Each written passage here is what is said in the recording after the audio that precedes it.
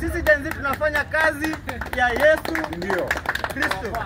Jana wale ambao wanakuja hapa wanasema ati hii Gen Z ni upepo. Wale ambao wanasema ati hii Gen Z they are leaderless, hawezi fanya kitu. Jana tuliona ya kwamba Gen Z walitokea, hata kama hatukuweza kufika pale kwa kanisa, but watu waliingiza baridi. So nataka mjue ya kwamba that was just a tip of an iceberg. Na I don't support violence in churches, but I'm going to comment something about religion. Jana hata nyinyi mliona vizuri, tuliona ya kwamba the Bible haikuweza kumsaidia yule Bishop Mwai.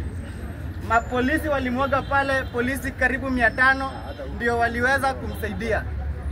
Na the first person, in order to condemn violence, the first person who I'll be condemning for violence is Jesus Christ. Kwa sababu hata kwa Biblia Yesu aliingia kwa kanisa akapata kunafanywa biashara, akachukua nyaunyo na akawanyorosha vibaya sana.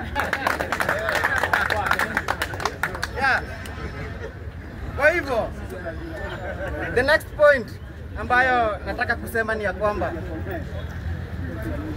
juzi tuliona the political, wale Raila na Ruto walishikana, lakini sisi wananchi, where are we? Sisi wananchi tunafikiria nini about the next leadership? Na the last time nilikuwa hapa, I talked about the root cause of the problems za hii leadership. Na this system ambayo imekuwa ikirule, it was imposed there by the imperialists, na until today bado ndio ina rule. Na sisi kama vijana tutang'oa hii system yote, na 25th June as we celebrate the anniversary last year, we are going to end this lunacy, this hypocrisy, this mockery ambayo imekuwa imetuenslave for so long sisi kama wananchi.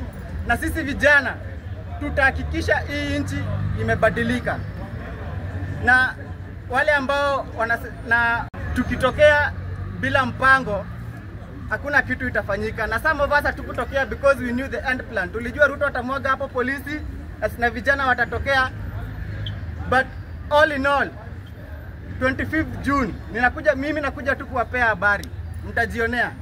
25th June tutatokea, tumalizane na hii mambo yote ya hii serikali na this political system, this system of capitalism ambayo imekuwa imetushika for so long. Tutahakikisha tumeing'oa, na tumeing'oa from the roots.